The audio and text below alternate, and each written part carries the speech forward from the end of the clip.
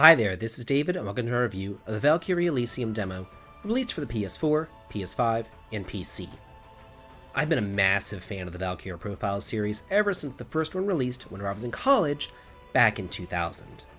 Back in the day, Enix constantly released not only the Dragon Warrior series, but just kind of off-kilter, strange RPGs that kind of went against the grain. Titles like Robotrek, Seventh Saga, Illusion of Gaia, and Star Ocean's Second Story. While maybe not directly developed by them, Enix had their hand in every pot, and that little green E meant quality to me. And the VALKYRIE Profile trilogy on the PlayStation, PS2, and Nintendo DS were no exception. Too bad it seemed that the series quietly died with little fanfare, but now it's been reincarnated as an action RPG. So, let's see how it fares. Unlike the recent Star Ocean demo, here, you're not locked into a difficulty level, and you can choose easy, normal, or hard modes, as well as having a choice between English or Japanese text and voice acting. The opening exposition is presented to you in a beautiful sepia-toned monologue, conveying the War of the Worlds between Odin and Fenrir, and how the world came to be on the brink of ruin. So, Odin himself had to create a new class of gods, the Valkyrie, whose task to go down to Midgard and purify all the undead souls left roaming the earth. It seems pretty intriguing from the start, and there's a lot that they could do with it, but unfortunately, immediately following the introductory monologue, the story is pretty much dropped, as there's no characters to interact with at all in the world below or the world above. It all just seems dead and abandoned, and I understand the storyline reasons for this, but it still doesn't exactly make for a compelling game. In the previous games, you were shown people's deaths. You were shown their life stories. You were shown their motivations, reasonings, and their personalities. But not here. Instead, you're told about people's deaths in the form of just a small snippet of dialogue whenever you examine these little blue flowers, the hollow blossoms. On a personal note, I teach writing myself, and whenever I do teach it to my students, I always say to them to show me what you're talking about. Don't just tell me. Paint me a picture. Describe the scene. Make me feel like I'm there. But that's not how it is here. Square Enix is just giving little dialogue snippets, and it's a massive letdown.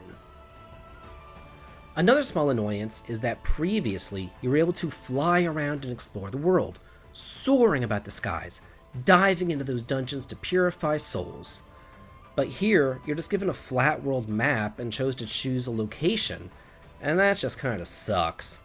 But enough with comparing this to the prior games, I know I can't help it, but we all know that games aren't as well made as they used to be. So let's actually jump into this game and the gameplay itself. You begin in a tutorial zone where everything is tutorialized, from walking to moving the camera to even attacking. It's mind-numbing until you get to this puzzle. I was just kind of mindlessly mashing through the tutorials until the Einhand Jar puzzle bit, where you're supposed to summon them to solve the puzzle. So I kept summoning them, but nothing happened. I tried to jump over the pit. Nope, just fell down. Kept going, summoning, trying, jumping, and failing. And I'm like, what the hell? I spent a good 10 minutes on this stupid frickin' puzzle until I realized that I had to target a barely noticeable whirlwind with R3, then summon the guy to freeze it, and only then could I move on. I thought that I'd soft-locked the game, for God's sakes. And I have to say that if anything needed a good tutorial, it's that portion. It's ridiculous. Why do I have to target it? Why can't I just summon the guy? And more importantly, why can't I re-watch the tutorial that was just shown to me if I just pressed through it the first time, since all the other tutorials were so mind-numbingly boring? I cannot be the only one who is stuck here. If a 40-year-old college-educated man gets stuck here within the first 5 minutes of a game, what chance does anybody else have? My God. And that leads me to my next annoyance. I was raised on the NES, where if you wanted to interact with something, you just press the A button, and that was the end of the story. So it just feels so strange to use the L2 button to interact. It's so unintuitive. Also, there's no minimap to speak of, and that Get Good crowd out there can stuff it, because I need a frickin' minimap. and while the dungeons are absolutely massive, having a minimap would be such a help. It's such a small thing that helps out so much. I mean, there is a larger map that you can look at, but even there, the controls are inverted. Up is down, down is up. Why? It's just these weird control decisions. And if you put the game down for a couple of weeks and then you come back to it, you're going to be confused on where to go, what to do, and how the controls work. So without all these little quality of life things that we've all come to expect, it's just needlessly frustrating in that department. And I hate to beat a dead horse, but this needs to be said too. I'm 40, I know, I've said it like 4 times now, but I don't know what it is with games nowadays. Maybe they feel like since they have voice acting, they can make the font microscopic. But I'm old school, and I like to read, and I always read faster than the voice actors speak. They speak at such a glacial pace. So it's really hard for me to sit there and wait for them to talk because I can't read it because I'm too busy squinting and pulling out a magnifying glass to see the minuscule font that they chose. This was also a problem in the recent Star Ocean demo, and it really does need to be addressed for accessibility purposes. The combat is the main core of the game, and it is fast, fluid, and fun. For the most part, you're attacking and chaining combos together, while also blasting the crap out of your enemies using elemental-themed magic. And instead of having a static party, you can temporarily summon Eye jars to fight alongside you. The magic and the summoning both work on gauges, which are refilled throughout the gems that you collect as you beat off the hordes of the undead.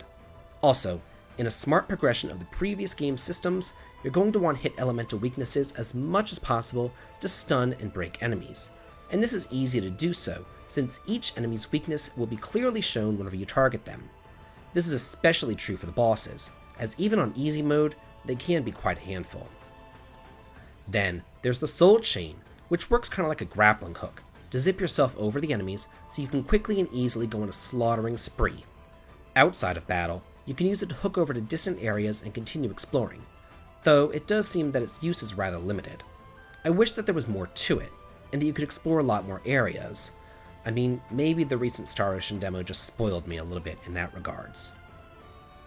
The graphics, though, are really quite beautiful, with their cel-shaded, watercolor-based environments, but again, I just wish that there was more to it. Each area is still kind of a glorified hallway, filled with narrow closed-off rooms where you fight the enemies to move past the arbitrary barriers placed before you. There are some side quests to be had, and the hollow blossoms scattered about, which you can examine to learn more about the dead humans who used to inhabit Midgard. But, for the most part, the hollow blossoms are just collectibles, and I really didn't care about their snippets of story either. As a huge Valkyrie profile fan, I really wanted to like this demo, but the longer that I played, the more I got frustrated with it. It just felt like the same thing over and over and over again, just kind of like a boring hack and slash. And you can only fight the exact same hordes of undead so many times until you feel like, that's it? Isn't there something else to do? There's no Metroidvania type exploration here like in the second game. There's no towns to explore, and no one's even in Asgard. You talk to Odin once, then he vanishes. No one is there, ever. It's just so barren. And all the items that you get are the same too, and they're only used to power yourself up in the skill tree, which leads me to my next point. I feel like the full game won't be that long because just in the demo itself, I was able to power up Valkyrie 16% of the way. So does that mean that the demo represents roughly 1/5 of the game? Will the game only be like 15 to 20 hours? That's a letdown. So that's it for my review of the demo of Valkyrie Elysium. How did you feel about it? Do you agree or disagree? Let me know in the comments. And if you like this video and what I do here on the channel, please consider supporting me over on Patreon for exclusive videos and early access to my content, heading on over to Twitch for some streaming fun, or coming on over to my Discord to chat and hang out. The links to them all can be found in the video description. This has been David. If you like this, please like, comment, and subscribe, and have a good day.